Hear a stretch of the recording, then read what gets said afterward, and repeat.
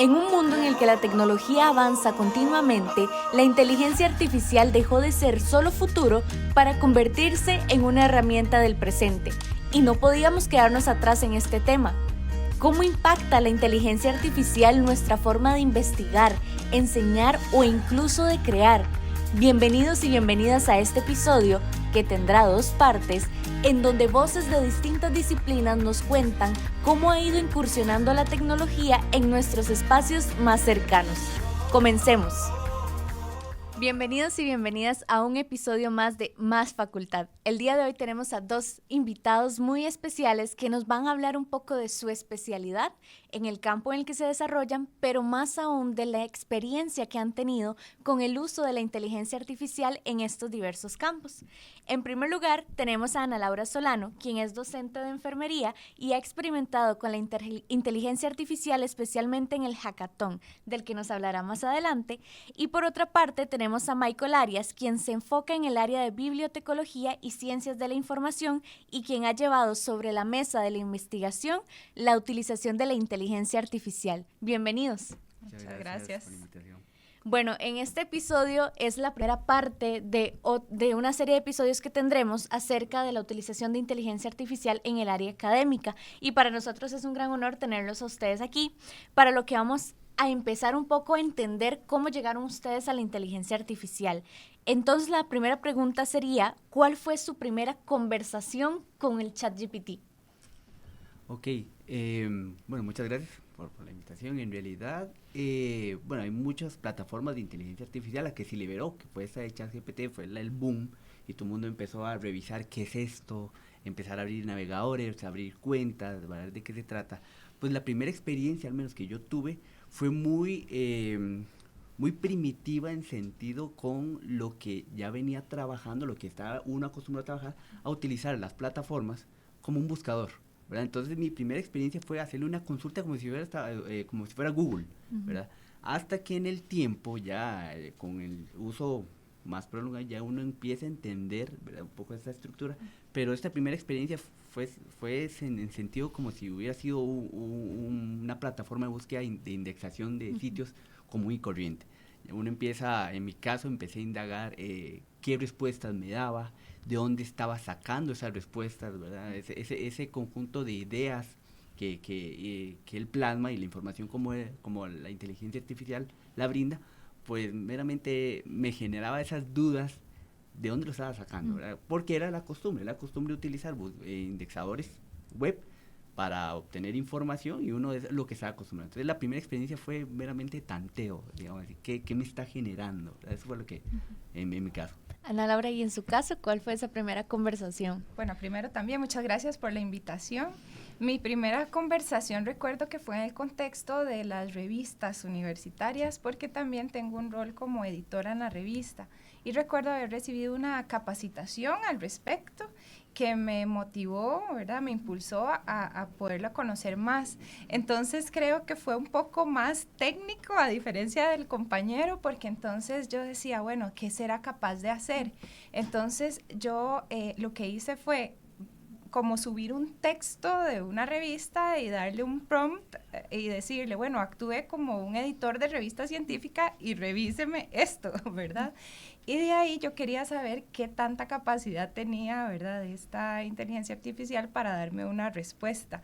En su momento la respuesta no fue como la que yo me esperaba y lo llevé, digamos, a la revista, a una reunión que teníamos, como para ver, ¿verdad?, cómo es que interactuábamos, digamos, con esta tecnología en ese momento.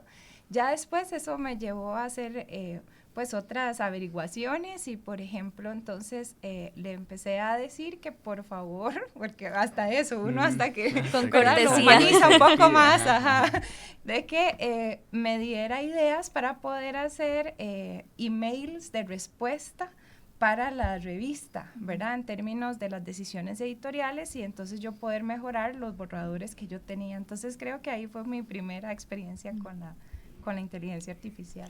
Bueno, y es que como Michael nos mencionaba ahorita, existen múltiples plataformas y links y demás que podemos encontrar para utilizar inteligencia artificial.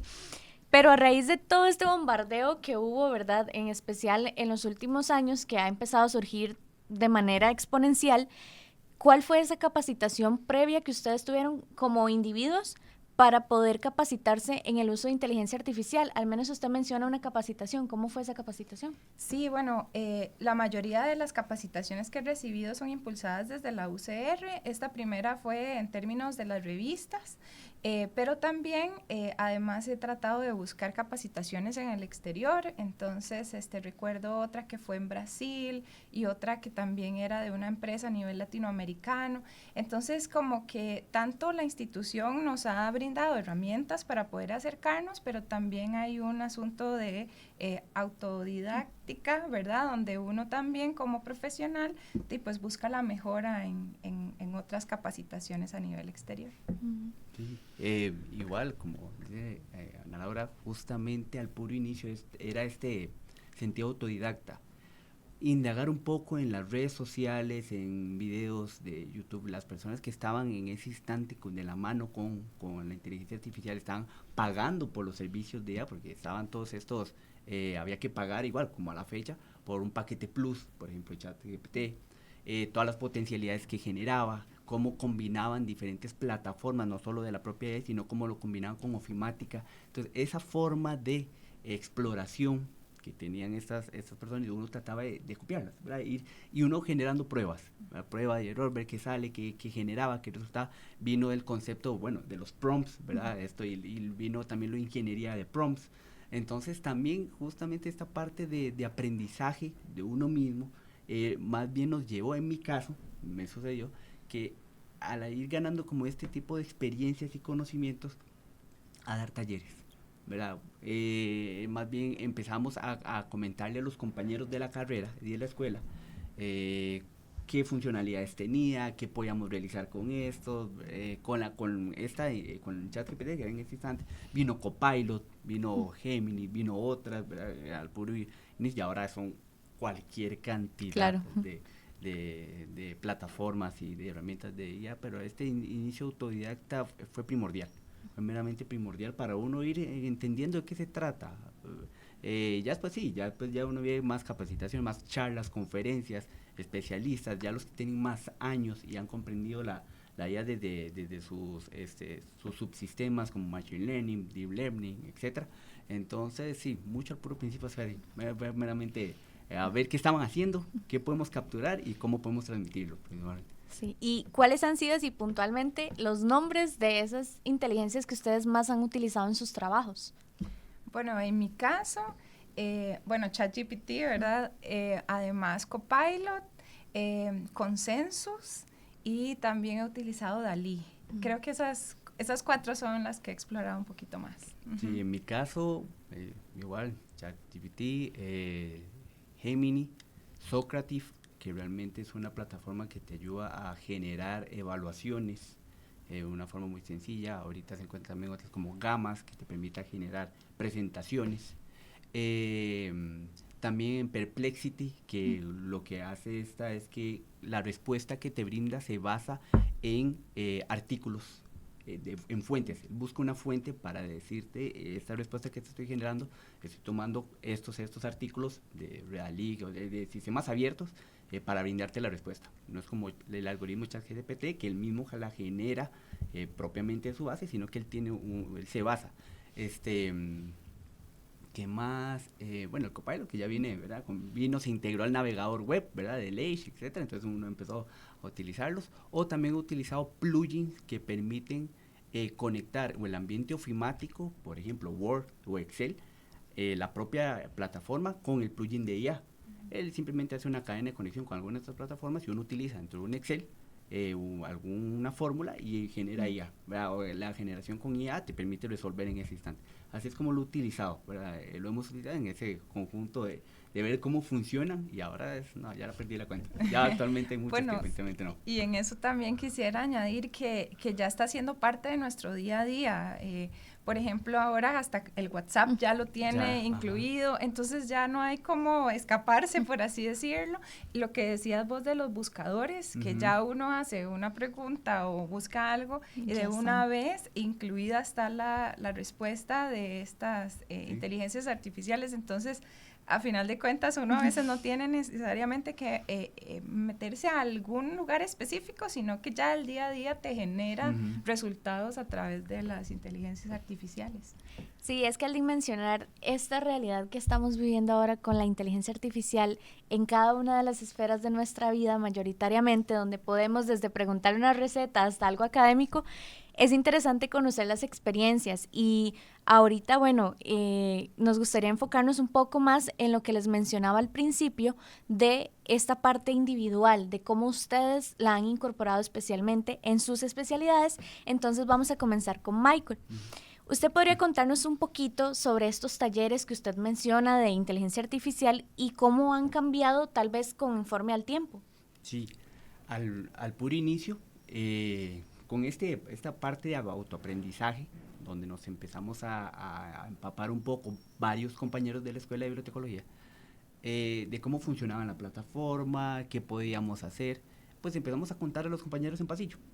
Pues resulta que en un momento el director en ese instante nos solicita un taller para profesores.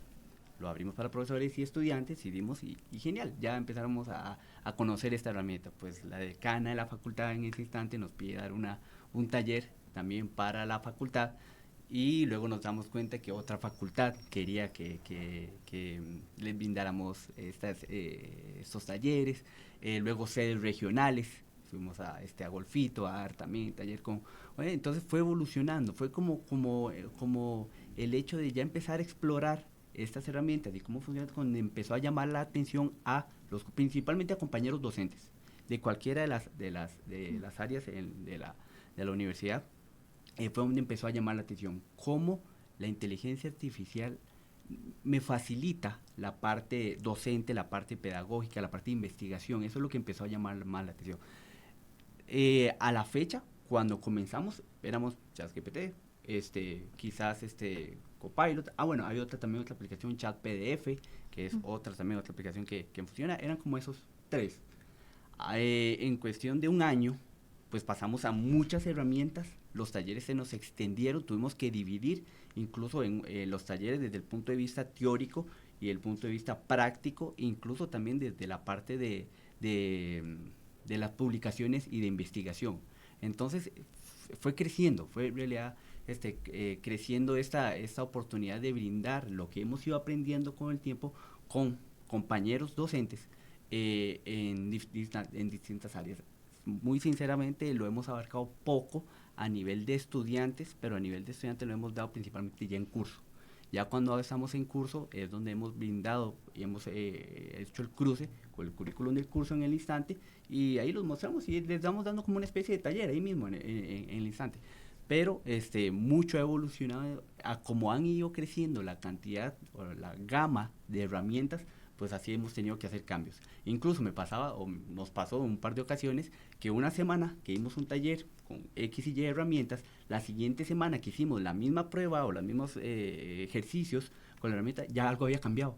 La plataforma había cambiado, los botones, el resultado, etcétera, cambiaba considerablemente. Y era cuestión de una semana, ¿verdad? Entonces, la evolución, ya eso nosotros empezamos hace unos 2-3 años, y ya ahora es complejo, es sumamente complejo lo que trae. Ya ahora tenemos otro tipo de aplicaciones igual que utilizan es una subárea de la IA que es Machine Learning, y ya uno puede utilizar, y normalmente lo vemos también en herramientas, como enseñarle a una máquina a que nos ayude a hacer cierto ejercicio.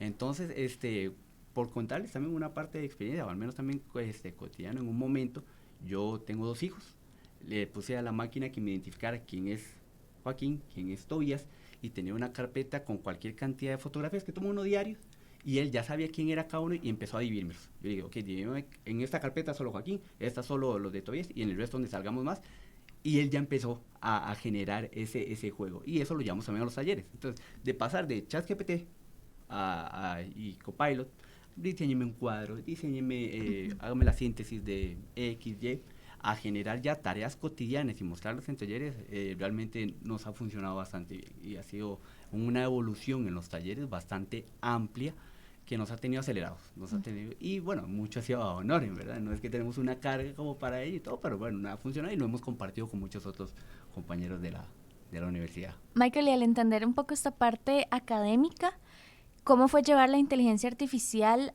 a la investigación sin que ésta sustituya concretamente el pensamiento humano? Sí, en realidad eso fue algo que llamó mucho la atención en los colegas, en los compañeros docentes, cuando empezamos a hablar de la IA, de la generación, ¿verdad? Como son generativas, la IA tiene sus relaciones y genera información. Muchos empezaban a cuestionarse cuánto de esto podía aplicarse en investigación, cuánto se podía generar, cuánto incluso podría la IA ayudar en lo que es la parte de investigación. Pues genial. Ahí empezamos a comprender el juego de la IA como un asistente más rápido, un asistente que logra sintetizar gran cantidad de información y generarnos un producto de ayuda que nos permite plasmarlo no solo en la investigación, sino también en la pedagogía. Entonces eso empezó a llamar mucho la atención. Ya cuando se empezó a ver que lo que yo dudaba en sintetizar datos 2, 3 días, una semana, lo puede hacer en unas horas, entonces por supuesto empieza a generar empieza a llamar mucho la atención y a llamar en cada uno de los compañeros yo quiero aplicar eso. Yo quiero aprender a hacer eso para que me ayude en la investigación a lograr eso, por supuesto con un equilibrio, ¿verdad? Entonces, siempre en lo que hemos conversado es que logre no sustituir el pensamiento o la crítica, el pensamiento humano, cuando le solicitamos a la IA que nos genere algo. Siempre tiene que haber la intervención humana para poder decidir si está correcto o no está correcto, porque la IA, como es generativa, realmente la IA se va a la segura, busca siempre irse a la segura, siempre te va a generar un resultado o una respuesta.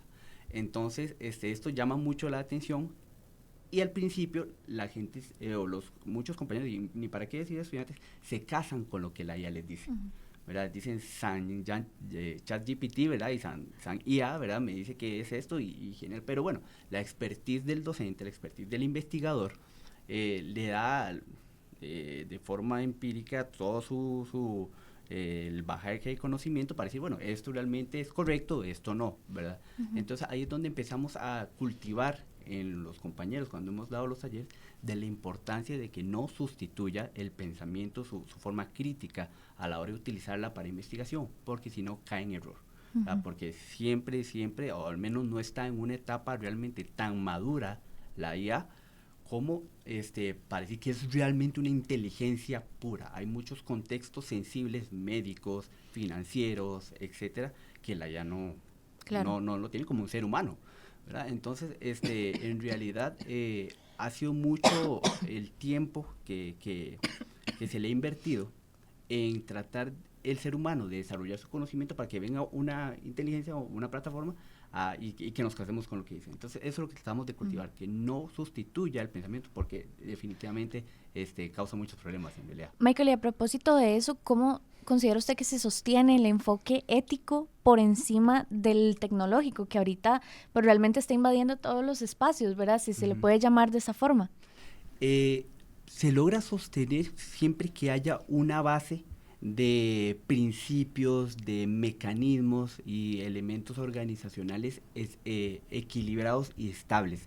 Es decir, donde se ponga al ser humano en el centro de cada uno de los proyectos. Ahí es donde se mantiene un equilibrio en lo que es también la parte ética, ¿verdad? Incluso, por hablar un poquito de esto, lo ético, y principalmente también en lo que son publicaciones, pues lo que se busca es justamente que al ser el ser humano el centro de la generación de conocimientos y de principios de desarrollo,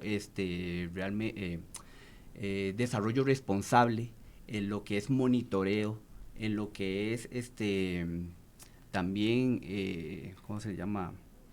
Bueno, todos los tipos de elementos que giran en los valores del ser humano, realmente le va a propiciar un conjunto de principios, valga la redundancia, para hacer un desarrollo responsable de lo que es la investigación y todo en sí.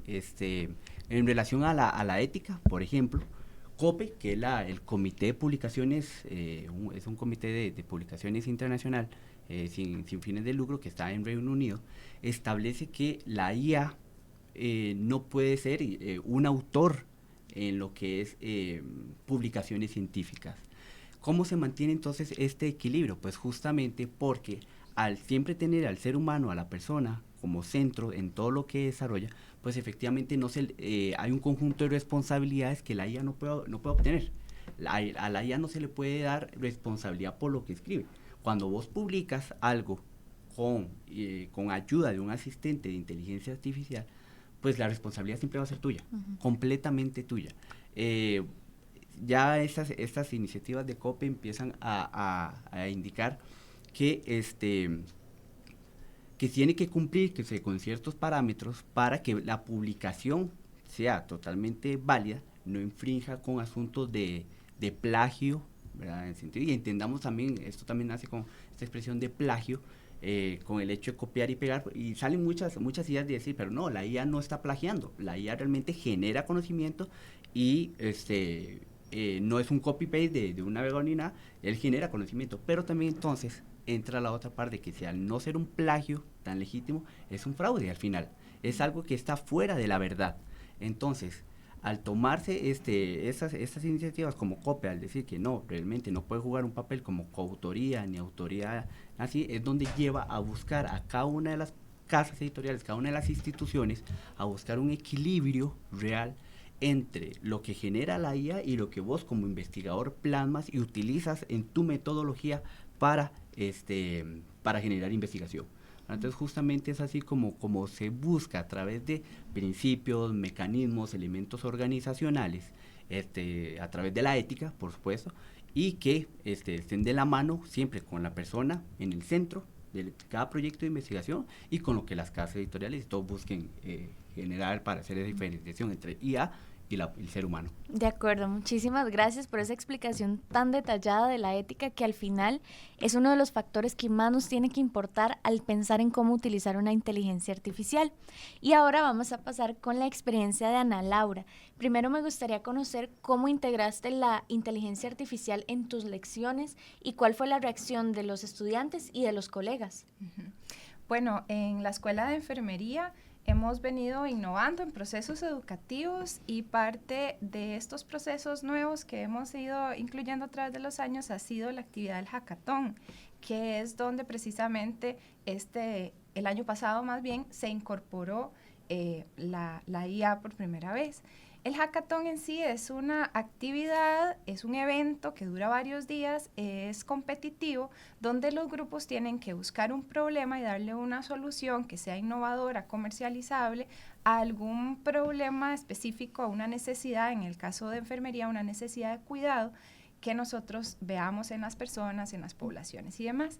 Entonces, este evento lo hemos venido haciendo en el curso de gerencia de enfermería desde el 2021, pero ya en el 2023 empezamos a incorporar la inteligencia artificial.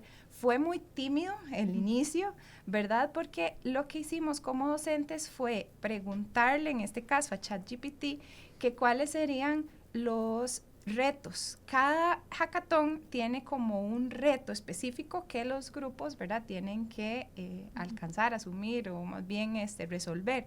Y entonces lo que hicimos fue tomar ventaja, ¿verdad?, de la inteligencia artificial para que nos dijera, bueno, cuáles son los retos que usted cree que podrían ser útiles para enfermería. Y de ahí surgieron entonces estos retos. Hasta ahí quedó en el 2023. En el 2024 hacemos el evento un poco más grande y ya tenemos participación inclusive de empresas, en este caso como el de Microsoft. Y entonces ahí hacemos este ambiente colaborativo en términos también de ellos como empresa, de voluntariado, Y entonces ellos nos aportan ahora un contenido adicional que es precisamente de la inteligencia artificial, aunado a que también ya veníamos trabajando con otras metodologías como el Design Thinking y el Lean Canvas para la parte un poco más de negocio.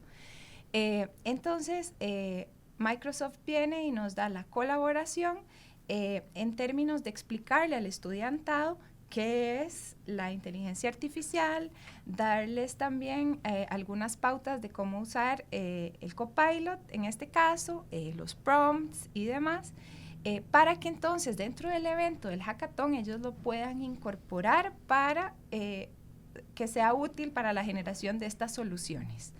Entonces ese fue de verdad como el inicio de estas colaboraciones que creo que son muy importantes dentro también de la academia, poder entonces incorporar, ¿verdad?, estas otras empresas que están dedicadas a este mundo y cómo traerlos y unirlos de una manera interdisciplinaria con una disciplina que ellos no estaban acostumbrados a trabajar, como es la enfermería.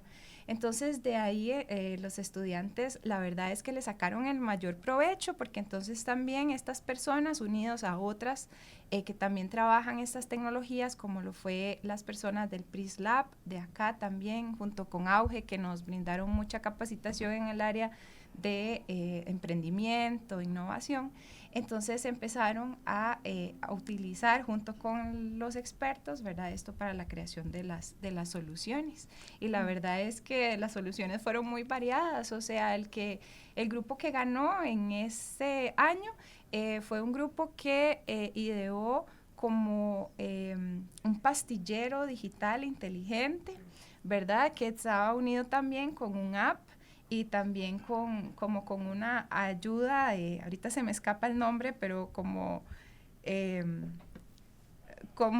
una ayuda digital para las personas dentro del app. Otros, por ejemplo, crearon entonces un colchón inteligente que ayudaba a prevenir úlceras por presión, etcétera, ¿verdad? Y el otro era un cacho inteligente, lo llamaban ellos, que es un método para recolectar orina, ¿verdad?, en los hospitales, específicamente en personas que tenían padecimientos oncológicos, y que eso crea un riesgo biológico para las personas que lo utilizan. Entonces ellos inventaron, ¿verdad?, este sistema de recolección de orina en la forma de un cacho, que también tenía entonces una plataforma digital y demás para el conteo de orina y otras cuestiones importantes dentro del punto de vista de salud, y que entonces ahí se pudo ver cómo ellos pudieron incorporar, ¿verdad?, algunas de estas aplicaciones, inclusive también para la hora de hacer sus pitch que se hacen en los hackatones, donde ellos exponen la idea y los venden ¿verdad?, a jueces, por así decirlo, que los estaban entonces calificando, que también podían entonces utilizar estas inteligencias artificiales para poder entonces vender, ¿verdad?, la idea de una forma más adecuada, con mejores ideas y demás. Entonces, este fue como nuestro primer acercamiento. Obviamente tenemos como estas ideas de expansión, de poder seguir experimentando un poco más con estas tecnologías. Bueno, y es que después de escuchar la experiencia de Ana Laura, vamos a complementarla con la experiencia de una de sus estudiantes, que nos va a demostrar que el incursionar en estas nuevas tecnologías puede abrirnos muchas puertas. El hackathon nos dio perspectivas más allá de las que imaginábamos. En nuestro equipo nosotros hicimos un proyecto para detectar señales de dolor en pacientes oncológicos pediátricos, y esta idea nos llevó más allá aún. A mí personalmente fue una experiencia que me permitió ir a Suecia, en donde presenté este proyecto que también implicaba inteligencia artificial. Para ellos fue totalmente innovador, porque algunas ideas sí les habían implicado en la Universidad de Linnaeus, como por ejemplo un avatar que ayudaba a los estudiantes para poder aumentar sus habilidades comunicativas, pero no se podían imaginar que un estudiante de licenciatura podía hacer esto. Y también esta idea fomentó una semilla para mí seguir en la investigación y poder desarrollarme en másteres que involucraran la inteligencia artificial y poder alcanzar más allá en los hospitales, centros educativos, en esta universidad y muchísimas más ideas creativas que pueden expandir el cuidado que hacemos a las personas y más en el área de enfermería.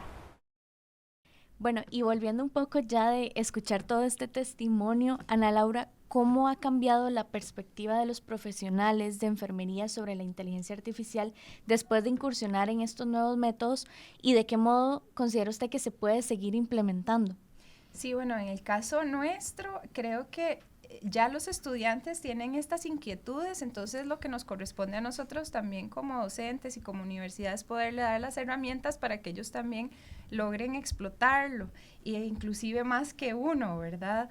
Entonces creo que este tipo de iniciativas, como la que les expliqué ahora con el hackathon, hacen que se pueda hacer más realista el uso de estas aplicaciones y que también se desmitifique esto de que a la de menos en la academia está como prohibido utilizarlas, ¿no? Sino que más bien nosotros somos los que le dirigimos cómo utilizarlas, ¿verdad? Para que ellos entonces puedan desarrollarlas en el futuro, porque esto ya es parte, ¿verdad?, de nuestro día a día. Entonces creo que haciendo este tipo de iniciativas podemos entonces incentivar su uso en el futuro. Muchísimas gracias por compartirnos su experiencia. Ahora, a modo de cierre, tenemos una última pregunta para ambos, en la que nos gustaría conocer un poco su opinión, si ustedes consideran que la inteligencia artificial ha cambiado o puede llegar a cambiar la sociedad. Ok, para mi punto personal, ya está cambiando, ya la ha venido cambiando desde incluso en nuestra academia, de la forma en que tenemos que reinventar las formas de dar clases, las formas de evaluar cada una de los trabajos que dejamos para los estudiantes. Ya el típico, voy a dejar esta lectura para que me hagan un resumen, ya eso no, ¿verdad? Tenemos inteligencia artificial que uno le pasa el artículo y te genera un resumen, puedo parafrasear, etcétera, y listo. Ya empezamos a apostar más en estrategias tipo aula invertida, donde vemos en clase y desarrollamos en clase, y en casa dejamos la teoría, ¿verdad? Entonces, ya ha venido cambiando a nivel mundial, a nivel de la medicina, ha logrado principalmente grandes avances en ciertos análisis de datos que antes eran muy complejos de realizar. En lo que es, por ejemplo, también en asuntos financieros, análisis de la bolsa, de ciertas acciones y mercados, de cómo se van moviendo, pues sí, efectivamente ha venido cambiando. Ya es algo que ya lo está haciendo, incluso en los pañales en que se encuentra la IA, ¿verdad? Porque todavía estamos en un proceso, o se encuentra la IA en un proceso que está muy joven, no muy joven en el sentido de su nacimiento, ya nació hace varias décadas, ¿verdad? Ha ido naciendo, ha ido creciendo varias décadas, pero se liberó hace muy pocos años. Y todos hemos sido entrenadores de la IA con cada vez que interactuamos con ella. Y pues efectivamente, y ahora, hace 2 días tuve una actualización en WhatsApp donde viene la IA y yo, ¿pero qué es eso? ¿Verdad? Me pide una actualización y yo le hago consultas. Ya ha venido, se ha empezado a meter en la vida de cada uno de nosotros, así como está el Internet ahora, ¿verdad? Así como en algún momento quizás se decía que cómo realizar evaluaciones con calculadora, ahora es lo mínimo, ¿verdad? Ahora cómo realizar trabajos de investigación sin internet, ahora es lo mismo. Incluso vean el caso que hace unos días que sucedió esto de los apagones en España, etcétera, y se volvió un poco caótico el asunto, ¿verdad? Principalmente gente que están en subterráneos, pero sí, ha venido a cambiarlo completamente. Ya ya se ha convertido en un asistente para la toma de decisiones. Claro, ese hilo es tan delgado entre tomar decisiones con la IA, yo como ser humano tomar decisiones, pero efectivamente llega a ser un buen asistente, ¿verdad? También el pros y contras, el que algunos lo han satanizado un poco, otros estamos intentando de sacar y ver todos los beneficios de la IA, pero sí, efectivamente lo ha venido a cambiar absolutamente todo, desde a nivel, incluso hasta deportivo, ¿verdad? Análisis de estadísticas deportivas, etcétera, todo se ha empezado a generar también con IA y ha venido a revolucionar completamente, y eso que, como les digo, está en pañales. Muchísimas gracias, Michael. Y por su parte, Ana Laura. En mi caso siento también que ya ha venido cambiando la sociedad y más bien también somos nosotros los que tenemos que aprender a convivir con ellos y saber cuál es el rol de cada parte, ¿verdad? Bien lo decía el compañero, que nosotros seguimos teniendo este rol de liderazgo en términos de la toma de decisiones, pero que estos procesos nos pueden ayudar a que sea más eficiente, ¿verdad? Los procesos que nos llevan a esas tomas de decisiones. Entonces, en el ámbito de la salud y especialmente en enfermería, creo que sí, ¿verdad? Empieza ahorita a incursionar, pero vamos a seguir viendo ese avance a través de los años, donde entonces es nuestro soporte para la toma de decisiones, aunque seguimos siendo los profesionales los que tomamos las decisiones y somos los responsables de esas decisiones de salud, y también de la propia persona. Y también inclusive todos estos sistemas de predicciones que nos ayudan también mucho a ver riesgos, alarmas, alertas para tener entonces un mejor cuidado en la salud, inclusive también toda la incorporación de estas tecnologías en el ámbito de lo que es la teleenfermería, telesalud, telemedicina, la automonitorización de las propias personas en cuanto a ciertos indicadores en su salud, que también es una ayuda, ¿verdad?, para poder nosotros en conjunto con las personas poder entonces tener acciones, intervenciones para mejorar su bienestar y su salud.